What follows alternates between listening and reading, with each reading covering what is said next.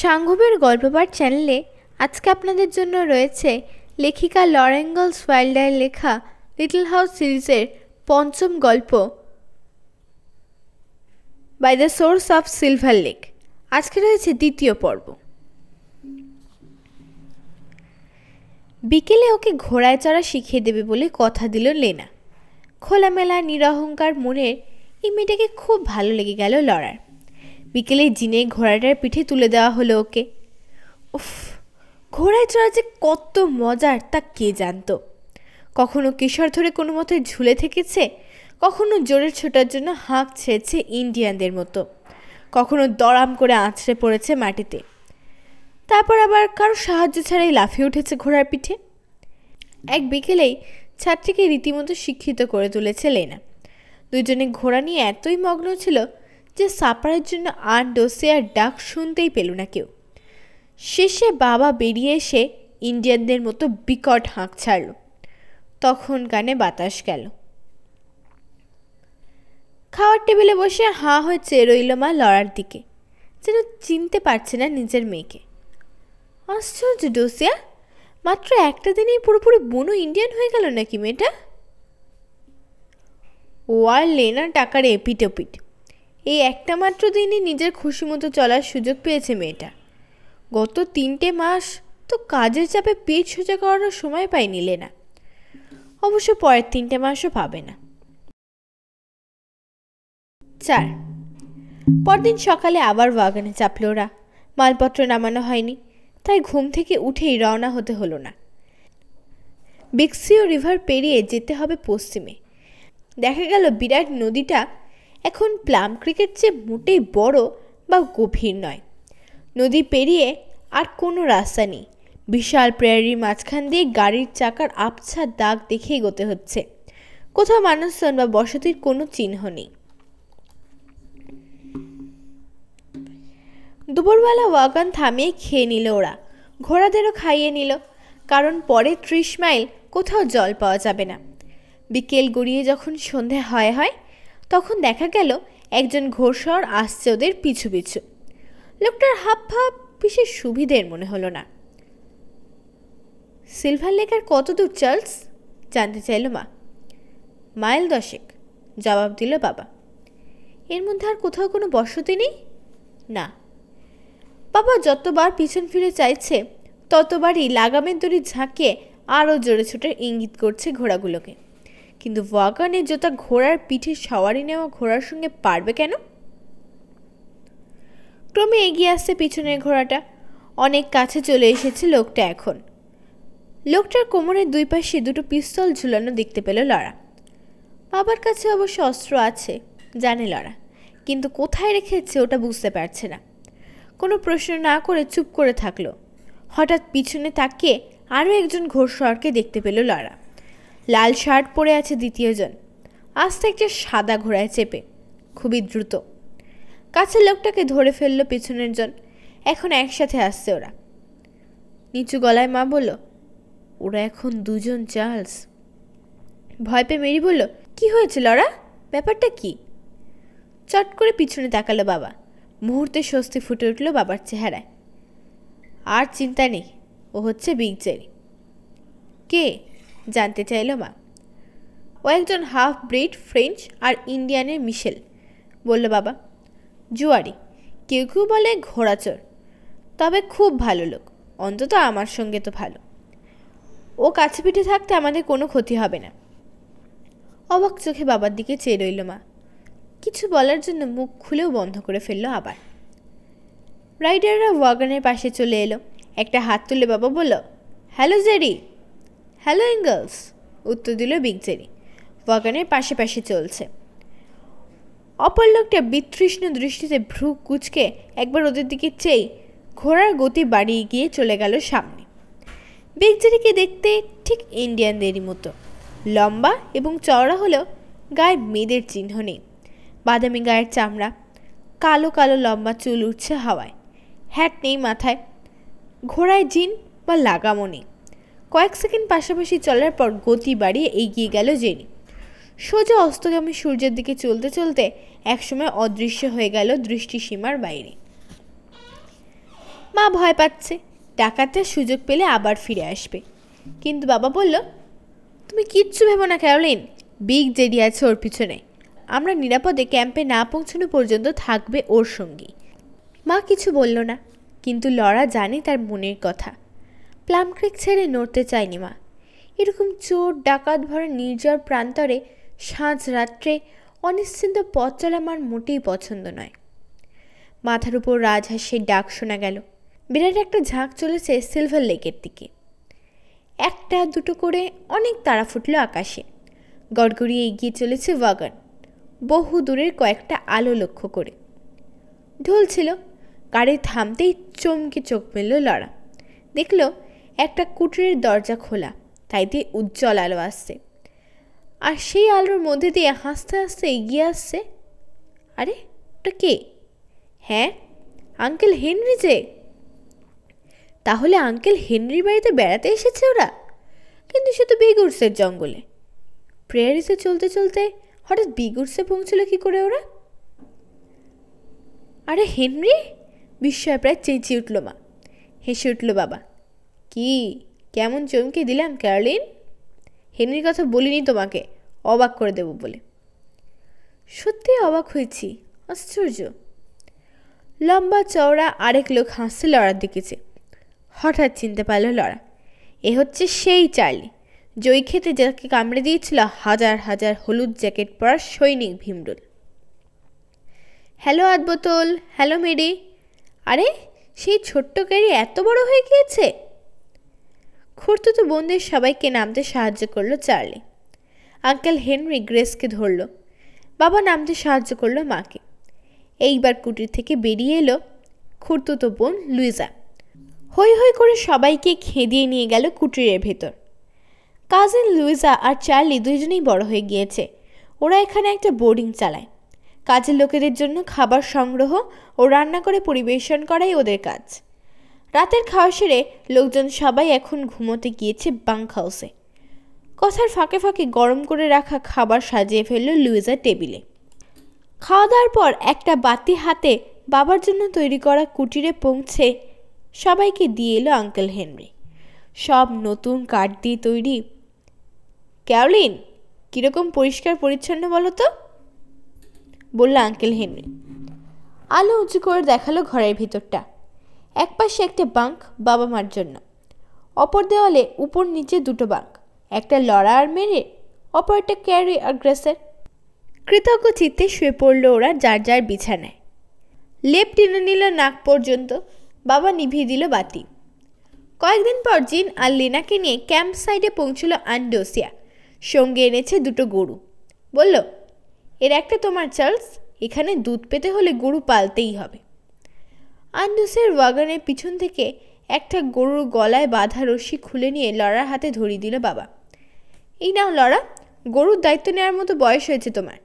নিয়মিত ঘাস জল খাওয়াবে, দুধ দোয়াবে আর খুঁটিটা ভালো মতো গাড়বে মাটিতে। দুই বান্ধবের গল্প করার ভালো সুযোগ হয়ে গেল এর ফলে। রোজ সকালে একসঙ্গে যায় দুজন যার যার গরুকে ঘাস খাওয়ানোর জন্য বেঁধে রাখতে। দুপুরে যায় ওদের লেক থেকে জল খাইয়ে আনতে, আবার বিকেলে যায় দুধ দোয়াতে। তখন গান গায় ওরা, গরু দুটো আনমনে জাবর কাটে, এমন ভাব দেখায় যেন মগ্ন হয়ে শুনছে গান। বালতি ভরা দুধ নিয়ে ফিরে যায় ওরা যে যার কুটিরে। একদিন লড়াকে নিয়ে কোথায় কিভাবে কি কাজ হচ্ছে ঘুরিয়ে ফিরিয়ে দেখিয়ে আনলো বাবা। লড়ার মনে হলো কাজের কাজ হলো একটা এতদিন পরে। কিন্তু মেরি বলল, কাদা মাটি ধুলোয় একগাদা কর্কশ স্বভাবে পুরুষের লোক কাজ করছে, এর মধ্যে কি এমন আছে ভালো লাগার আমি বুঝি না। তার চেয়ে ঘরের মধ্যে ছায়ায় বসে সেলাই করা অনেক ভালো। 5 বেতনের সময় এসে গেলে সন্ধ্যের পরও স্টোরের পিছনে অফিস ঘরটায় বসে কাজ করতে হয় বাবাকে। প্রথমে টাইম বই থেকে হিসেব করে বের করতে হয় কে কতদিন কত ঘন্টা কাজ করেছে। তারপর বের করতে হয় প্রত্যেকের প্রাপ্য বেতনের পরিমাণ। তারপর স্টোর থেকে কে কত টাকার জিনিস বাকি নিয়েছে আর খাওয়া থাকা বাবদ কার কত বিল হয়েছে। এই দুটো যোগ করে প্রাপ্য বেতন বাদ দিতে হয়। যা অবশিষ্ট থাকলো সেই টাকা পরিশোধ করাই বাবার কাজ। প্রত্যেকের হিসেব আলাদা আলাদা কাগজে লিখে যার যার পাওনা টাকার পরিমাণ টুকে রাখে বাবা। পাঠিয়ে দেয় হেড অফিসে এবং টাকা এলে সেই মতো বেতন দেয়। একদিন সকালে লড়া দেখলো একটা বাকি এসে থামলো স্টোরের সামনে। একজন ধূপ দুরস্ত কাপড় পরা লোক দ্রুত পায়ে গিয়ে ঢুকলো স্টোরের ভিতর। আরও দুজন লোক আছে বাগিতে, তারা ঘাড় ফিরিয়ে চারদিকে তাকাচ্ছে সতর্ক দৃষ্টিতে। লড়ার মনে হলো কোনো কারণে ভয়ে ততস্থ হয়ে রয়েছে লোক দুজন। একটু পরে প্রথম লোকটা ফিরে এলো বাগিতে, চারদিকে তীক্ষ্ণ দৃষ্টিতে নজর বুলিয়ে চলে গেল লোকগুলো দ্রুত বেগে। লোকগুলোর হাবভাব দেখে কলজে কাঁপতে শুরু করলো লড়া। কারা এরা? কিছু কি ঘটেছে স্টোরে? কি সেটা? বাবার কোনো বিপদ হলো না তো? বাইরে গিয়ে খোঁজ নিতে যাবে এমন সময় দেখতে পেল স্টোর থেকে বেরিয়ে এদিকেই আসছে বাবা। ঘরে ঢুকে দরজা লাগিয়ে দিল বাবা। তবে পকেট থেকে ভারী একটা ক্যানভাসের ব্যাগ বের করে দিল মাকে। এটা সাবধানে কোথাও লুকিয়ে রাখতে হবে ক্যারোলিন, লোকজনের বেতন আছে এতে। কেউ চুরি করতে চাইলে এখানে না, অফিসে আসবে। ব্যাগটা পরিষ্কার কাপড়ে মুড়ে নিয়ে ময়দার বস্তার ভেতরে ঢুকিয়ে রাখলো মা।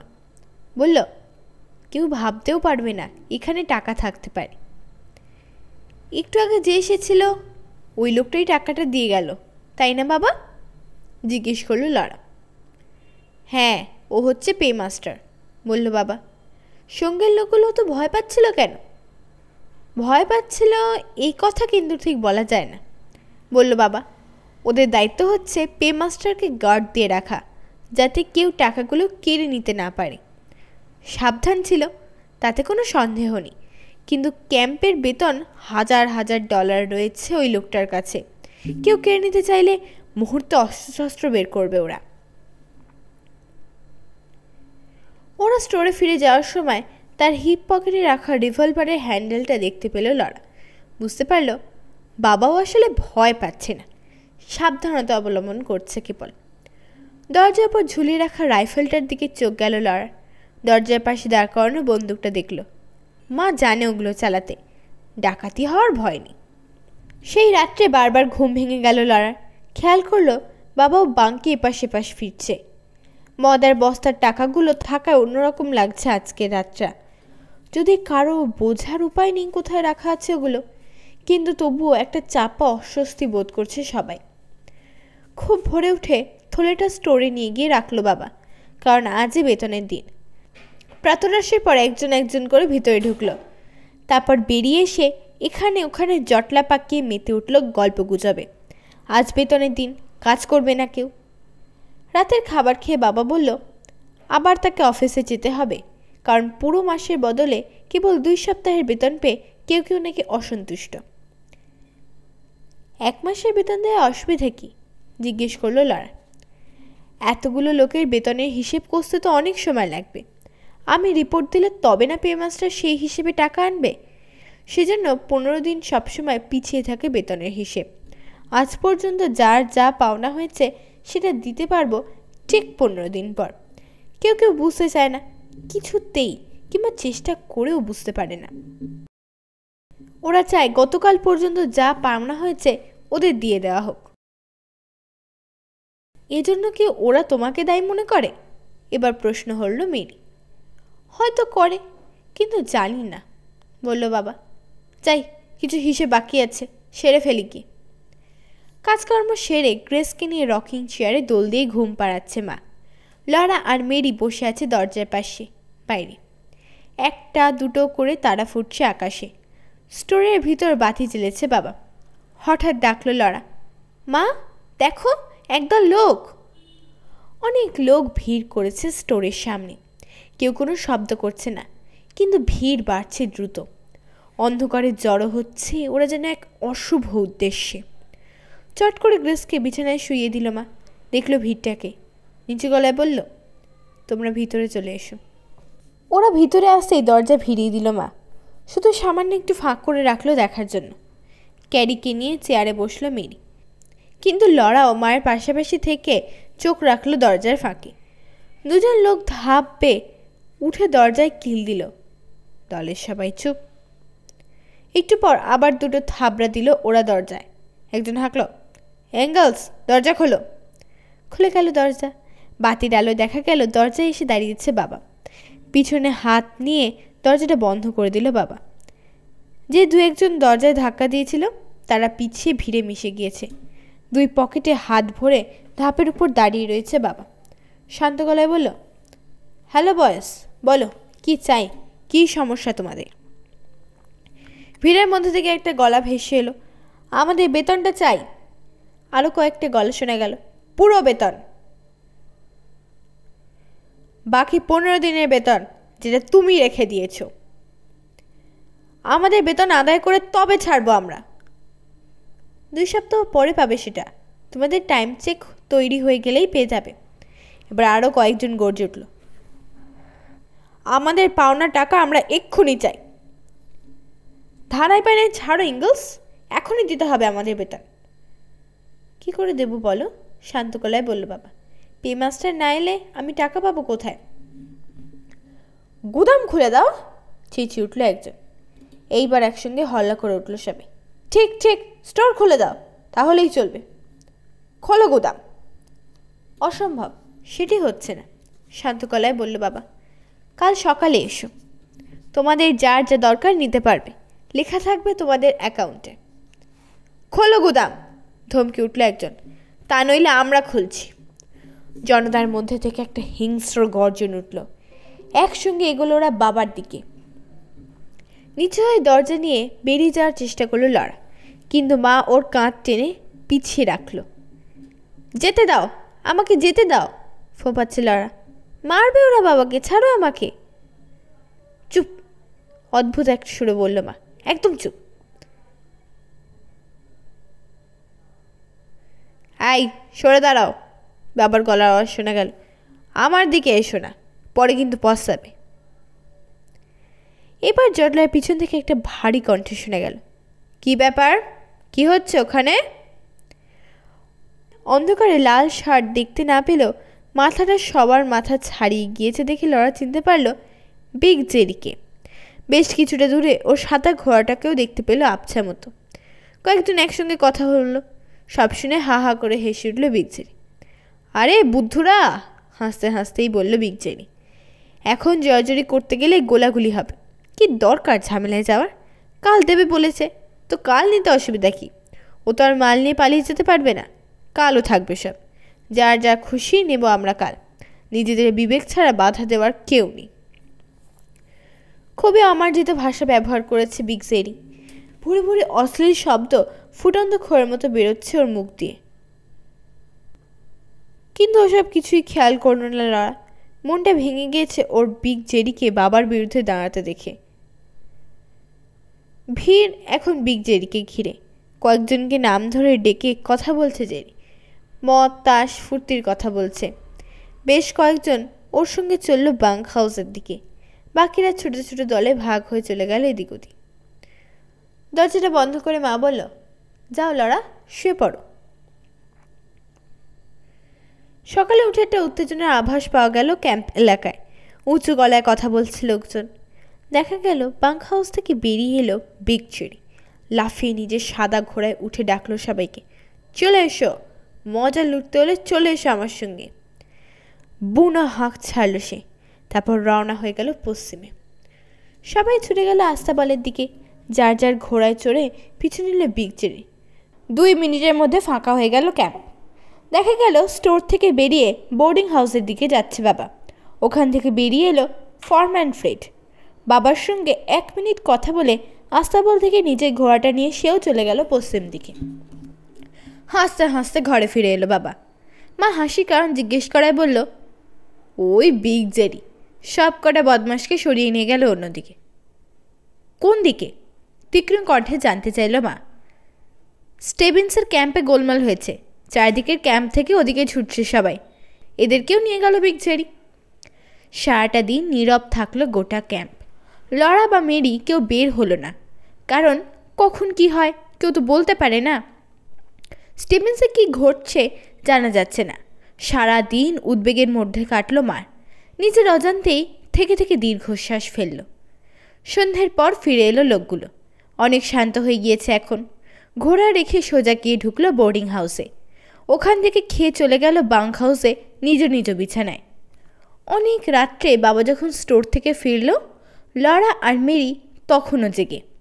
শুনতে পেল পর্দার ওপাশে মাকে বলছে বাবা, আর কোনো চিন্তা নেই ক্যারোলিন, ঠান্ডা হয়ে যাচ্ছে সবাই।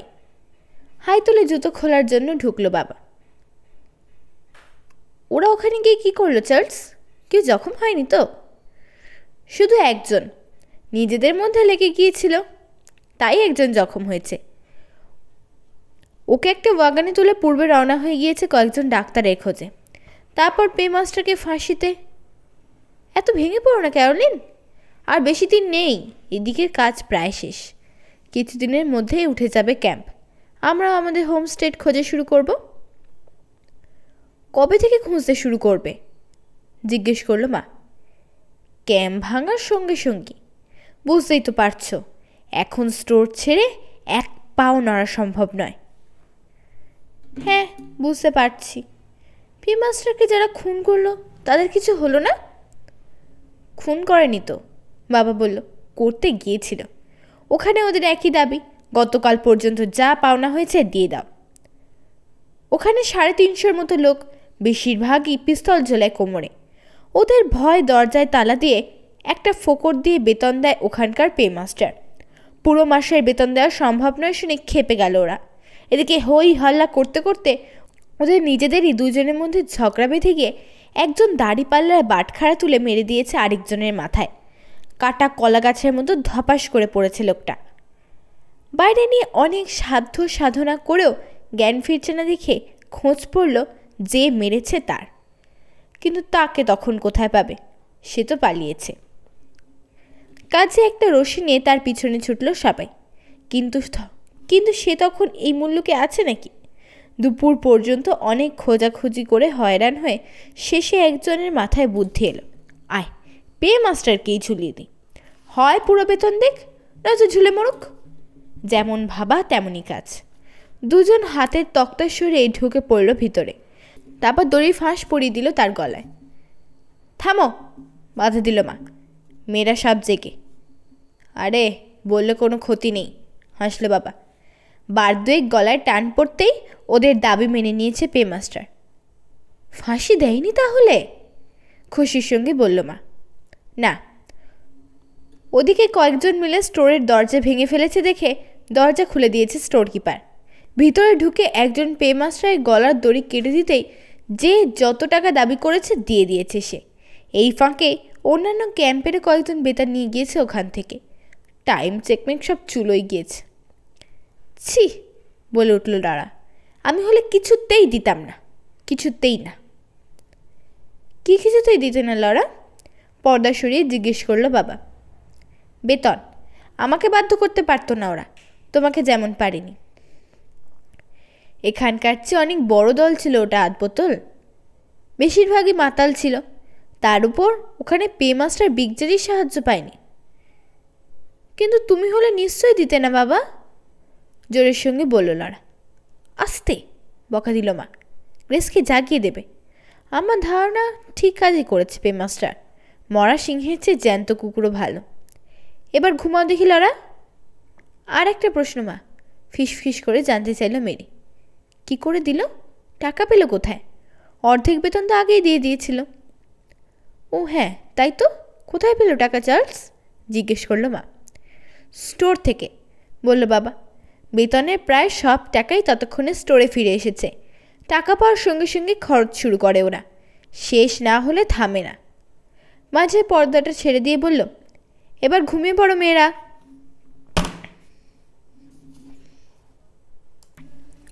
6 দেখতে দেখতে বেজে গেল ছুটির ঘন্টা। শীত এসে পড়ল প্রায়। ক্যাম্প গুঠাবার কাজ শুরু হয়ে গিয়েছে। হেমন্তকালে প্রচুর পাখি এসেছিল সিলভার লেকে। মনের সুখে শিকার করেছে বাবা। পালকগুলো সংগ্রহ করেছে মা আর লরা। এইবারের শীতে পালকের তোষক পাবে মেরি আর লরা। শীত আসছে বলে ঝাঁকে ঝাঁকে দক্ষিণে চলে যাচ্ছে পাখিগুলো। ফাঁকা হয়ে আসছে লেক। সকালের দিকে খুব ঠান্ডা পড়ছে গত কিছুদিন। লেনার সঙ্গে দেখা হয় রোজ দুধ দোয়াবার সময়। গরম জামা কাপড় পরে যায় ওরা দুধ দোয়াতে। দুজন একসঙ্গে গান গায়। এক সন্ধ্যায় লেনা বলল, মনে হয় বহুদিন আর দেখা হবে না তোমাদের। তোমার কথা খুব মনে হবে আমার। কাল সকালে আমি, জিন আর মা চলে যাচ্ছি। খুব ভোরে উঠে কেটে পড়বো আমরা। 3 জন 3 ওয়াগন ভর্তি মাল সামান নিয়ে যাচ্ছি। যদি কোম্পানি আবার ধরে ফেলে সেজন্য কাউকে জানাচ্ছি না কোথায় চলেছি। তোমাদের ওই ঘোড়াটা আরেকবার চালাতে পারলে হতো। আরে গুলি মারো, বেপরোয়া ভঙ্গিতে বলল। ইস, এখান থেকে পালাতে পেরে বাঁচলাম। আর রান্না নেই, থালা ধোয়া নেই, ঝাড় দেওয়া নেই। একটু থেমে বলল, আচ্ছা তাহলে গুড বাই। মনে হয় যতদিন বাঁচবে এখানেই থাকবে তুমি, তাই না? মনে হয় তাই, দুঃখ ভারাক্রান্ত হৃদয় বলল লরা। Good bye. পরদিন একা দুধ দোয়াতে গেল লরা। খুব সকালে 1 ওয়াগন ভর্তি জই নিয়ে আন্ডোসিয়া, স্টোর থেকে 1 ওয়াগন ভর্তি মালপত্র নিয়ে লেনা, আর 1 ওয়াগন ভর্তি যন্ত্রপাতি নিয়ে জিন রওনা হয়ে গিয়েছে। দেনা পাওনার নিষ্পত্তি হলেই রওনা হয়ে যাবে আঙ্কেল হাই। ইচ্ছে করলে তুমি এটা ঠেকাতে পারতে চার্লস, বলল মা ক্ষুব্ধ কণ্ঠে। এটা আমার দেখার বিষয় না ক্যারলিন। আমাকে লিখিত অর্ডার দেওয়া হয়েছে, ঠিকাদার যা চাইবে তাই আমায় দিয়ে দিতে হবে ওর অ্যাকাউন্টে টুকে রেখে। তাই আমি দিয়েছি। তুমি এটাকে চুরি ভাবছো ক্যারলিন, আসলে কিন্তু তা নয়। কোম্পানিই বরং ঠকাচ্ছিল ওকে। এখন শোধ বোধ হয়ে গেল। ন্যায্য পাওনার বেশি কিছুই নেয়নি হাই। যাই হোক, আমরা এখন একটা স্থায়ী ঠিকানা খুঁজে পেলেই আমি খুশি। প্রতিদিন দেনা পাওনার হিসেবের পর বেতন নিয়ে চলে যাচ্ছে একের পর একজন। ওয়াগন পর ওয়াগন চলে যাচ্ছে পূর্বে। ফাঁকা হয়ে যাচ্ছে ক্যাম্প। একদিন আঙ্কেল হেনরি, লুইজা আর চার্লিও চলে গেল উইসকনসিনে, ফিরে গিয়ে খামারটা বেচে দিয়ে আন্ট পলিকে নিয়ে মন্টানায় গিয়ে বসতি করবে বলে। সবাই চলে গেল। এখন কোম্পানির লোক এসে বাবার হিসেব বুঝে নিলেই বাবার ছুটি। আমাদের পূবে কোথাও গিয়ে শীতটা কাটিয়ে আসতে হবে, বলল বাবা। এই কুটির যদি থাকতে দেয়ও, প্রচুর কয়লা যদি থাকতো, তা আমরা 0 ডিগ্রির নিচে শীতে এখানে টিকতে পারতাম না। খুবই পলকা কাটতে তৈরি এসব কুঠির। কিন্তু চার্লস, তুমি এখনো হোমস্টেড খুঁজে পাওনি। যা রোজগার করেছো সেটা যদি বসন্তকাল পর্যন্ত টিকে থাকতেই ব্যয় হয়ে যায়। জানি ক্যারলিন, বলল বাবা, কিন্তু কি করব বলো? এখান থেকে যাওয়ার আগেই হয়তো জায়গা পছন্দ করতে পারি আমরা। আগামী বসন্তে ক্লেম ফাইলও না হয় করলাম। তারপর আগামী গ্রীষ্মে হয়তো কাজ জোগাড় করে নিয়ে খাওয়া পড়া আর একটা কুটির তৈরি করার টাকা সংগ্রহ করলাম। যা রোজগার হয়েছে সেটা এখন শুধু বেঁচে থাকার জন্যই খরচ করে ফেলতে হচ্ছে। তখন সময় থাকতে পূবে সরে যাওয়াই ভালো। কিছুতেই এগোনো যায় না, ভাবল লরা। পূবে ফিরে যাওয়ার বিন্দুমাত্র ইচ্ছা নেই। কিন্তু কি আর করা, নালিশ করে তো লাভ নেই, ওর কথায় তো আর হবে না কিছু। কোম্পানি থেকে পরিদর্শক এসে বাবার হিসেবপত্র দেখল খুঁটিয়ে খুঁটিয়ে। শেষ ওয়াগনগুলোও চলে যাচ্ছে। লেকের পাখিগুলোও বিদায় নিচ্ছে। একটা ছেঁড়া ওয়াগন কভারের মেরামত কাজে হাত দিয়েছে লরা। কাজের ফাঁকে ফাঁকে দীর্ঘ যাত্রার প্রস্তুতি হিসেবে রুটি সেঁকছে মা, বিস্কিট বানাচ্ছে। সন্ধ্যের সময় সিঁড়ি দিতে দক্ষিণে হাওয়ার মতো ঘরে ঢুকলো বাবা। শীতকালটি এখানে কাটাতে পারলে কেমন হয় ক্যারলিন? হাসি মুখে জিজ্ঞেস করলো বাবা। এই ধরো সার্ভেয়ারদের কোয়ার্টারটায়। স্টোভের পাশে সোজা হয়ে দাঁড়ালো মা। অ্যাপ্রন দিয়ে চোখ মুছল। হাঁ করে চেয়ে আছে বাবার মুখের দিকে। তারপর বলল, খুব ভালো হয় চার্লস। সত্যি বাবা? লাফিয়ে উঠে দাঁড়ালো লরা। ওই বাড়িতে থাকতে পারবো আমরা? 100 বার। বাবার খুশি আর ধরে না। অবশ্য তোমার মায়ের যদি আপত্তি না থাকে তবে। মার দিকে চাইলে বাবা চোখ পাকিয়ে। দারুণ একটা বাড়ি ক্যারলিন, একটা ফুটও নেই যে শীত ঢুকবে। একটু আগে স্টোরে এসেছিল হেড সার্ভেয়ার। ওদের পুরো টিমকে এখানে থাকতে হবে মনে করে প্রচুর খাবার আর কয়লা জড়ো করেছিল ওরা এই বাড়িতে। কিন্তু আমি যদি কোম্পানির মাল সামান আর যন্ত্রপাতি দেখে শুনে রাখার দায়িত্ব নিতে রাজি হই, তাহলে ওরা শীতকালটা ওখানে পড়ে না থেকে বাড়ি চলে যাবে। এই ব্যবস্থায় কোম্পানির পরিদর্শকও রাজি আছে। নিজে গিয়ে বাড়িটা দেখে এলাম ক্যারলিন। ময়দা, বিন, নোনা মাংস, মাছ, আলু, এমনকি টিনের খাবারও রয়েছে প্রচুর। আর কয়লা আছে অঢেল। এখানে থাকতে রাজি হলে এসব আমাদের জন্য ফ্রি। ওদের আস্তাবলটা ব্যবহার করতে পারবো গরু ঘোড়াদের জন্য। আমি ওদের বলেছি তোমার সঙ্গে আলোচনা করে কাল সকালে জানাবো। তুমি কি বলো ক্যারোলিন? সবাই তাকিয়ে আছে মায়ের মুখের দিকে। উত্তেজনা চেপে রাখতে কষ্ট হচ্ছে লড়ার। ভাবছে মা হয়তো সভ্যজগতে ফিরে যেতে চাইবে, কিন্তু তাহলে যে গত 6 মাসে রোজগার করা বাবা $300 শেষ হয়ে যাবে ওদের সবার খাওয়া থাকাতে। কিন্তু না, মৃদু হাসল মা, বলল, মনে হচ্ছে ঈশ্বরের তরফ থেকে এসেছে সুযোগটা চার্লস। বলছো কয়লা আছে? কয়লা না থাকলে এখানে থাকার প্রশ্নই উঠত না। বললাম তো প্রচুর আছে। বেশ, খাবার দেওয়া হয়েছে টেবিলে, বলল মা। হাত মুখ ধুয়ে নিয়ে ঠান্ডা হওয়ার আগেই বসে পড়ো সবাই। মনে হচ্ছে সব দিক দিয়ে ভালো হবে এটা আমাদের জন্য। ভালো সুযোগ চার্লস। হ্যাঁ, বলল বাবা, সেই বসন্তকাল পর্যন্ত একটা পেনিও খরচ হবে না আমাদের। খেতে বসে সবাই শুধু এই কথাই আলাপ করলো। খাওয়ার পর বাবা বলল, এর ভালো দিক যেমন আছে খারাপ দিকও রয়েছে কিছুটা। ধারে কাছে 60 মাইলের মধ্যে জনমনীষিনী। যদি কিছু ঘটে। দরজায় খটখট আওয়াজ হতেই চমকে উঠল সবাই। বাবা বলল, ভিতরে এসো।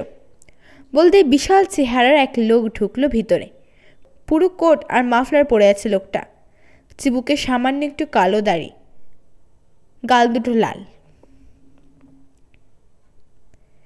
সাংঘবের গল্পপাঠ চ্যানেলে আপনারা এতক্ষণ শুনছিলেন লেখিকা লরা ইনগালস ওয়াইল্ডারের লেখা লিটল হাউস সিরিজের 5ম গল্প by the source of Silver Lake. আজকে ছিল 2য় পর্ব। আপনাদের যদি আমার গল্পপাঠ ভালো লেগে থাকে তবে অবশ্যই গল্পপাঠটিতে একটি লাইক করবেন এবং গল্পপাঠটি বন্ধুদের সাথে শেয়ার করবেন। নমস্কার।